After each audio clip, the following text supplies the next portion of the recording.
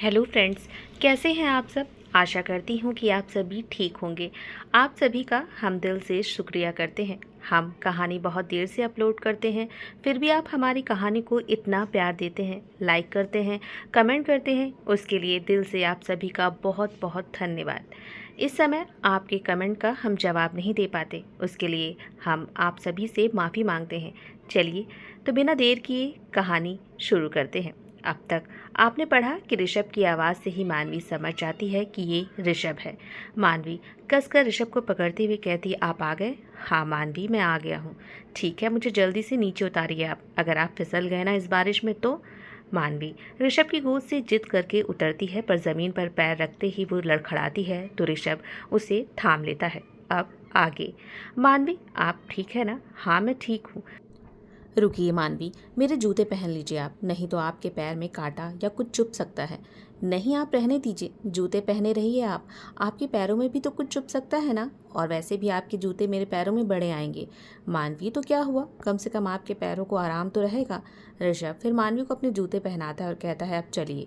पर आप मानवी मेरी फिक्र मत कीजिए, चलिए अब जल्दी से, बारिश तेज़ हो गई है, जंगल में हम सेफ नहीं हैं। फिर ऋषभ के सहारे से मानवी चलने लगती है।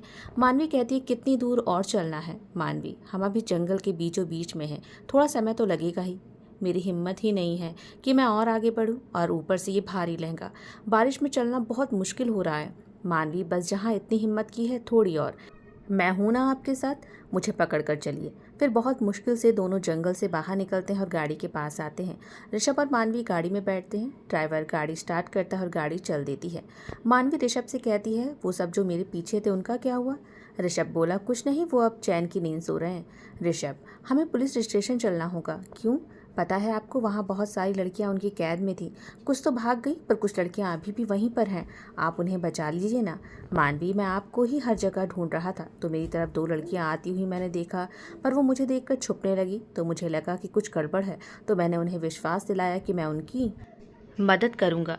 तब उन्होंने बताया मुझे सारी बात, तभी मैं आप तक पहुंचा, और वो दो लड़कियां सेफ हैं, और बाकी की लड़कियों को भी बचाने पुलिस गई है, और मेरे गार्ड्स भी गए हैं साथ में। ऋषभ की बात सुनकर मानवी ने राहत की सांस ली और ऋषभ के पास आकर उसके कंधे पर सिर रख लिया। तो ऋषभ ने एक हाथ मानवी के बाजू पर रखी और आंखें बंद कर खुद से कहने लगा, मानवी आज तो लगा कि आपको मैंने खो ही दिया है। 2 घंटे बाद मानवी और ऋषभ फार्म हाउस पहुंचते हैं। ऋषभ गाड़ी से उतरता है और मानवी को अपनी गोद में उठाता है। मानवी अपनी दोनों बाहें ऋषभ के गले में लपेट लेती हैं और खुद को ऋषभ के सीने में छुपा लेती है। ऋषभ मानवी को कमरे में लेकर आता है और बेड पर लिटाता है। पीछे विवेक, शिखा, आकाश भी कमरे में आते हैं। मानवी का पूरा चेहरा लाल हो गया था। मानवी अपनी आंखें बंद कर लेती है। ऋषभ मानवी के माथे को छूता है तो उसे बहुत तेज फीवर था। ऋषभ कहता है, शिखा से जल्दी से मानवी के कपड़े चेंज करवाइए, मैं डॉक्टर को बुलाता हूँ। कहकर ऋषभ कमरे से बाहर आए और साथ ही विवेक और आकाश भी आए। ऋषभ आकाश से कहता है, जाओ जल्दी से डॉक्टर को लेकर आओ। आकाश कहता है, सर अपनी डॉक्टर तो 2 दिन के लिए बाहर गई हैं, और इतनी रात में यहाँ डॉक्टर का मिलना मुश्किल है। ऋषभ कहता है, यहाँ आसपास गांव में कोई तो डॉक्टर होगा ना, जाकर देखो और लेकर आओ। जी सर, कहकर आकाश गार्ड के साथ चला जाता है। विवेक कहता है, तुम्हारे होते हुए मानवी कैसे किडनैप हो गई ऋषभ। बस विवेक, सब कुछ इतनी जल्दी में हुआ कि मैं कुछ समझ ही नहीं पाया। ऋषभ, मानवी ठीक है ना। हाँ वो ठीक है, बस उसे फीवर है। कहते हुए वो सोफे पर बैठ गया। ठीक है ऋषभ, परेशान मत हो, डॉक्टर आ जाएंगे, और तुम भी जाओ अपने कपड़े बदलो, तुम भी भीग गए हो। तभी विवेक की नज़र ऋषभ के पैरों पे पड़ती है तो उसके पैर से खून बह रहा था। विवेक कहता है, ऋषभ तुम्हारे पैर में तो कांच का टुकड़ा चुभा हुआ है। ऋषभ अपने पैर देखता है और कांच का टुकड़ा निकालता है और मोजे उतारता है। ऋषभ मानवी के लिए इतना परेशान था कि उसके पैर में कब ये शीशा चुभा उसे खुद ही पता नहीं चला। विवेक सुमन को बुलाता है और उससे दवाइयों का बॉक्स लाने को कहता है। सुमन दवाइयों का बॉक्स लाती है। जैसे ही विवेक घाव पर दवा लगाने जाता है तो ऋषभ कहता है, तुम रहने दो, मैं कर लूँगा। विवेक कहता है, आप क्यों परेशान हो, मानवी मिल गई है ना, सही सलामत है मानवी। मैं जानता हूँ ऋषभ कि तुम मानवी से बहुत प्यार करते हो, और आज उसे खोते खोते बचे हो, अब सब ठीक है। तभी एक गार्ड ऋषभ के पास आता है और उसे फ़ोन देते हुए कहता है, सर इंस्पेक्टर का फ़ोन है। ऋषभ गार्ड से फ़ोन लेता है और बात करके फ़ोन रखता है तो विवेक कहता है, क्या हुआ, किसका फ़ोन था। पुलिस का फ़ोन था विवेक, उन्हें लड़कियां तो मिल गई हैं पर शेखावत नहीं मिला। फिर अब क्या। विवेक, बस पता चल जाए कि शेखावत आखिर कहाँ छुप गया है, और अब इस बार मुझे शेखावत मिला तो मैं उसे तुरंत गोली मार दूंगा। उसे अब की बार कोई वार्निंग नहीं दूंगा। वार्निंग देने का मतलब उसे ये सोचने पर मजबूर करना कि मैं कमज़ोर हूँ। तभी शिखा आती है और ऋषभ से कहती है, सर मानवी का फीवर तो बढ़ता ही जा रहा है। आकाश भी डॉक्टर को लेकर आ जाता है। सर ये पास के ही गाँव के डॉक्टर हैं। फिर सभी कमरे में जाते हैं। डॉक्टर मानवी का चेकअप करता है और फिर ऋषभ से कहता है, इन्हें फीवर बहुत तेज़ है। इनके सर पर ठंडे पानी की पट्टियाँ करते रहिए जब तक इनका बुखार उतर न जाए, और अभी ये बेहोशी की हालत में है। जैसे ही बुखार उतरेगा तो उन्हें होश भी आ जाएगा, तब उन्हें कुछ खिलाकर दवाई खिला दीजिएगा। आकाश से ऋषभ कहता है कि जाओ डॉक्टर को इनके घर तक छोड़ाओ। सुमन जल्दी से ठंडा पानी लेकर आती है और शिखा जैसे ही मानवी को पट्टी करने जाती है तो ऋषभ शिखा से कहता है, शिखा आप रहने दीजिए, मैं कर देता हूँ। फिर ऋषभ मानवी के सर पर ठंडी पट्टी करने लगता है। विवेक कहता है, ऋषभ कपड़े तो चेंज कर लो वरना तुम भी बीमार पड़ सकते हो। ऋषभ कहता है, विवेक मैं ठीक हूँ, अब आप सब आराम कीजिए, मैं मानवी के पास ही हूँ। तो फिर सभी बाहर आ जाते हैं। आकाश और शिखा भी बाहर आकर सोफे पर बैठ जाते हैं। विवेक सुमन से कहता है कि ऋषभ के लिए खाना ले जाओ और मैं अब अपने कमरे में जा रहा हूँ, कहकर विवेक भी चला जाता है। इधर शिखा आकाश से कहती है, मुझे मानवी के पास होना चाहिए। वो जैसे ही सोफे से उठती है तो आकाश शिखा का हाथ पकड़ते हुए कहता है, शिखा दोनों को ही अभी एक दूसरे की ज़रूरत है, उन्हें रहने दो एक दूसरे के साथ। फिर शिखा आकाश के पास बैठ जाती है और आकाश के सीने पर सर रखकर कहने लगती है, मुझे भी अब बहुत डर लग रहा है आकाश, अगर मानवी को कुछ हो जाता तो। शिखा, सर है ना, उन्हें कुछ नहीं होगा। और शिखा तुम डरो मत, अब हम सब एक परिवार हैं, हम मिलकर रहेंगे तो कोई कुछ नहीं कर पाएगा। सुमन कमरे में जाती है ऋषभ के लिए खाना लेकर। ऋषभ मानवी के सिर पर पट्टी कर रहा था। सुमन कहती है, सर खाना खा लीजिए। ऋषभ ने कहा, यहीं रख दो, मैं बाद में खा लूँगा। सुमन खाना वहीं टेबल पर रख कर चली जाती है। ऋषभ बहुत देर रात तक उसके सिर पर ठंडी पट्टी रखता रहा। ऋषभ ने मानवी के माथे को छूकर देखा तो अब बुखार उतर चुका था। ऋषभ मानवी के चेहरे की तरफ देखता है तो जल्दी से उठकर खिड़की के पास आता है और शेखावत के बारे में सोचकर ही उसे बहुत गुस्सा आ रहा था। ऋषभ खुद से ही कहता है, अब और नहीं शेखावत, तुम्हारी अब खैर नहीं है। तभी मानवी करवट बदलती है तो ऋषभ की नज़र मानवी पर जाती है तो मानवी के पास ऋषभ जाता है और फिर उसे चादर जैसे ही उड़ाता है तो उसकी नज़र मानवी के पैर पर जाती है। पैरों में घाव देखकर वो तड़प उठता है। ऋषभ खुद से ही कहता है, ये सब मेरी वजह से हो रहा है, मेरी गलतियों की सज़ा आपको मिल रही है। फिर ऋषभ कमरे से बाहर आता है और अपने कमरे में जाकर कपड़े चेंज करके दवाई वाला बॉक्स लेकर वापस मानवी के पास आता है और दवाई मानवी के पैर में लगाता है और उसे चादर उड़ा देता है और खुद भी उस चादर में लेट गया और मानवी को अपनी बाहों में भर लिया। उसका दिल कांप रहा था ये सोचकर कि मानवी कहीं उसे गलत ना समझे, लेकिन इस वक्त तो मानवी से वो दूर बिल्कुल भी नहीं रह सकता था। रात के 3 बज चुके थे पर ऋषभ अभी भी जग रहा था। मानवी को अपनी बाहों में भर ऋषभ बार बार उसके माथे पर छू रहा था। अब मानवी का बॉडी टेम्परेचर भी नॉर्मल हो चुका था। मानवी किसी छोटे बच्चे की तरह ऋषभ की बाहों में सो रही थी। मानवी को देखते देखते ऋषभ की भी आंख लग गई। सबकी रात ऐसे ही बीत गई। खूबसूरती से भरी सुबह जब मानवी की आंख खुली तो सामने देखा तो वो ऋषभ की बाहों में थी। मानवी के होठों पर एक प्यारी सी मुस्कान आ गई। मानवी जैसे ही थोड़ा हिली तो ऋषभ की नींद खुल जाती है। वो अपना सिर झुकाकर नीचे देखता है तो मानवी मुस्कुराते हुए उसे ही देख रही थी। ऋषभ कहता है, मैं तो डर गया था कि आप उठेंगी तो मुझ पर गुस्सा करेंगी या फिर आपको मुझसे नफरत हो जाएगी। मानवी कहती है, क्यों, ऐसा भी आपने क्या किया जो मैं आपसे गुस्सा हो जाऊंगी या फिर नफरत करूंगी? कुछ नहीं मानवी। मानवी ऋषभ के सीने में खुद को छिपाते हुए कहती है, मैं आपसे बहुत प्यार करती हूँ और आप भी तो मुझसे बहुत प्यार करते हैं, तो फिर आपको और कुछ सोचने की ज़रूरत नहीं है। मुझ पर हक है आपका, मैं आपकी ही तो हूँ, तो फिर इतना क्यों सोचते हैं? आपके करीब होने से मुझे बुरा क्यों लगेगा? आपकी बाहों में तो मुझे एक अलग सा सुकून मिलता है। ऋषभ मानवी को अपने और करीब कर अपनी बाहों में भर उसके माथे को शिद्दत से चूम लेता है। मानवी, कल मैं बहुत डर गया था। एक पल को लगा कि मैंने आपको खो दिया। आपके खोने का ख्याल मुझे पागल बना देता है। अगर आपको कुछ भी हुआ तो सच में मैं। तभी मानवी ऋषभ के मुंह पर अपना हाथ रखते हुए चुप रहने को कहती है। फिर मानवी ऋषभ को देखते हुए कहती है, कुछ हुआ तो नहीं ना, सामने हूँ आपके। तभी दरवाजे पर नॉक होता है तो ऋषभ बेड से उठकर दरवाजे के पास आता है। सामने आकाश खड़ा हुआ था।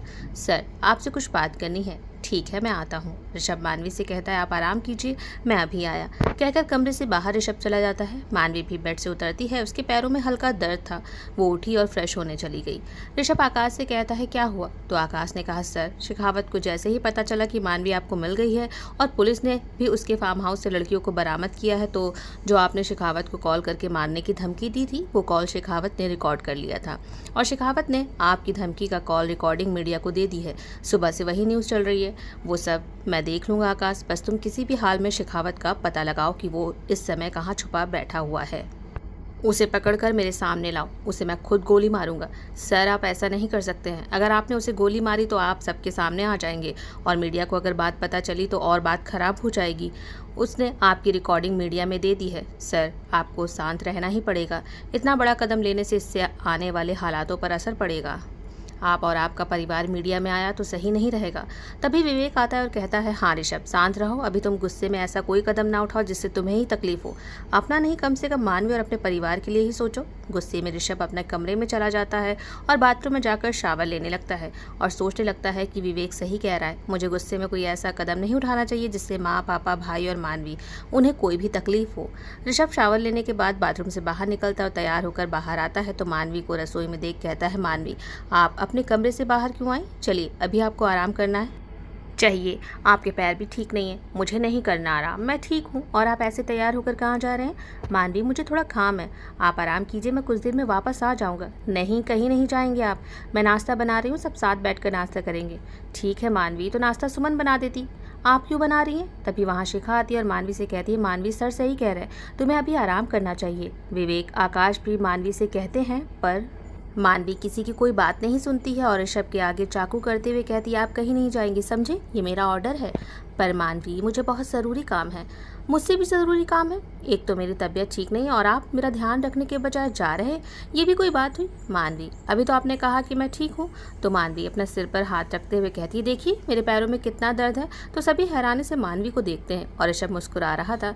मानवी को एहसास होता है कि उसे सिर पर नहीं, पैर पर हाथ रखना चाहिए था। मानवी सबकी तरफ देखती है जो उसे ही सब देख रहे थे। मानवी कहती है, ऐसे सब क्या घूर रहे हो मुझे, और आप क्यों हंस रहे हैं? कुछ नहीं मानवी, जल्दी से नाश्ता बनाइए, मुझे बहुत भूख लगी है, काम बाद में। कहकर ऋषभ विवेक और आकाश के साथ सोफे पर जाकर बैठ जाता है। फिर मानवी मुस्कुराते हुए नाश्ता बनाने लगती है। शिखा कहती है, ड्रामेबाज हो तुम बिल्कुल, और फिर मानवी के गले से लग जाती है। तो मानवी कहती है, तुम्हें क्या हुआ शिखा? मानवी, कल तो मैं तुम्हारे लिए बहुत डर गई थी, अगर तुम्हें कुछ हो जाता तो। हुआ तो नहीं ना शिखा, और मैं बिल्कुल ठीक हूँ। चलो नाश्ते में मेरी हेल्प करो, मुझे बहुत भूख लगी है, कल दोपहर से मैंने कुछ भी नहीं खाया है। कुछ देर बाद सभी साथ बैठकर नाश्ता करने लगते हैं। विवेक मानवी से कहता है, मानवी, तुम ठीक हो ना? जी मैं बिल्कुल ठीक हूँ। मानवी, तुम अब हमारे परिवार का हिस्सा हो। सच कहूँ तो बड़ी बोरिंग सी लाइफ थी, पर तुम जब से आई हो तो ऋषभ को एक नई जीने की राह दे दी है और साथ ही तुमने हमारे दिलों में भी अपनी खास जगह बना ली है। सच कहूँ तो तुम छोटी बहन जैसी हो मेरी, जिसकी शरारतें इस घर को चहल पहल के साथ खुशियों से भर देती है। मैं भगवान से यही प्रार्थना करूँगा कि तुम हमेशा ऐसे ही हंसती रहो, खुश रहो। मानवी कुछ नहीं बोलती, वो बस अपने सिर को झुकाए नाश्ता कर रही थी। तो विवेक कहता है, क्या हुआ, मैंने कुछ गलत बोल दिया मानवी? तो मानवी ने अपना सिर उठाया तो उसकी आंखें नम देख ऋषभ परेशानी से बोला, क्या हुआ? मानवी बोली, प्यार, परिवार, रिश्ते, इन सब से मेरा भरोसा उठ गया था, क्योंकि मैं एक अनाथ थी। कुछ लोगों ने सहारा तो दिया पर रिश्तों के नाम नहीं दिए। जिनके पास रही कभी उन्होंने प्यार से बोला भी नहीं, और आज मुझे बहन, भाई, माँ बाप, सारे रिश्ते मिल जाएंगे जो मेरी इतनी परवाह करेंगे, रिश्तों को नाम देने से पीछे भी नहीं हटेंगे। बस इसीलिए मेरी आंखें नम हो गई। ये सुन वहाँ सभी की आंखें नम हो जाती हैं। ऋषभ तो बस मानवी को ही देखते रह जाता है। विवेक कहता है, तुम हंसाती भी हो और रुला भी देती हो, और मानवी ये भाई हमेशा तुम्हारे साथ है। फिर सभी नाश्ता करने लगते हैं। तभी ऋषभ का मोबाइल रिंग करता है। ऋषभ कहता है, मेरा हो गया नाश्ता, पापा का कॉल आ रहा है तो मैं आता हूँ, कहकर ऋषभ फ़ोन रिसीव करता है और बातें करते हुए वो अपने कमरे में आ जाता है। हाँ पापा। बेटा कहाँ हो तुम, और मानवी कैसी है? पापा फार्म हाउस में ही हूँ और मानवी भी मेरे साथ ही है और बिल्कुल ठीक है वो। बेटा तुमने न्यूज़ देखी, तुमने किसी को कोई धमकी दी है क्या? पापा वो सब झूठ है, बस नाम खराब करना है सबको, और पापा आप चिंता मत कीजिए, मैं सब संभाल लूँगा। ठीक है बेटा, तुम अपना और मानवी का ध्यान रखना। फिर फ़ोन कट जाता है। इधर विवेक और आकाश भी नाश्ता करने के बाद चले जाते हैं और नाश्ते के बाद मानवी और शिखा बाहर हॉल में ही रखे सोफे पर बैठे दोनों आपस में बातें करने लगती हैं। तभी हॉल में गार्ड्स के साथ सूरज राठौर अंदर आता है अपनी सेक्रेटरी के साथ। गार्ड्स कहते हैं, सर आप यहीं बैठिए, मैं ऋषभ सर को बुला कर लाता हूँ। मानवी और शिखा सूरज को देखकर खड़ी होती और गुड मॉर्निंग सर कहती हैं और बैठने को कहती हैं। सूरज मानवी को बड़े गौर से देखता है। तभी गार्ड आता है और कहता है, सर आपको ऋषभ सर ने बैठने को कहा है। मानवी जैसे ही 2 कदम आगे बढ़ाती है कि वो लड़खड़ाती है तो सूरज उसके सामने अपने हाथ आगे करते हुए कहता है, संभल कर मानवी जी। मानवी फौरन अपने कदमों को पीछे कर लेती है। सूरज कहता है, आपके पैरों में चोट लगी है क्या? उस दिन जब मिले थे तब तो आप ऐसे लड़खड़ा नहीं रही थी। मानवी कहती है आप बैठिए, मैं आपके लिए कॉफ़ी भिजवाती हूँ। मानवी और शिखा रसोई में आते हैं तो शिखा कहती है ये आदमी मुझे कुछ ठीक नहीं लग रहा है, मुझे अजीब नज़रों से देख रहा था। हाँ शिखा, मुझे भी ऐसा ही कुछ लगा। फिर मानवी कॉफ़ी बनाने लगती है। ऋषभ भी अपने कमरे से आता है और सूरज से हाथ मिलाकर उसे बैठने को कहता है। सभी बैठ जाते हैं। ऋषभ कहता है कैसे आना हुआ आपका? अरे ऋषभ, आप तो डील फाइनल करके चुप ही बैठ गए और पार्टी में भी नहीं आए। ये भी कोई बात है भाई, अब हम दोनों बिजनेस पार्टनर हैं तो फिर आपने हमें इग्नोर क्यों कर दिया? नहीं, ऐसा कुछ नहीं है।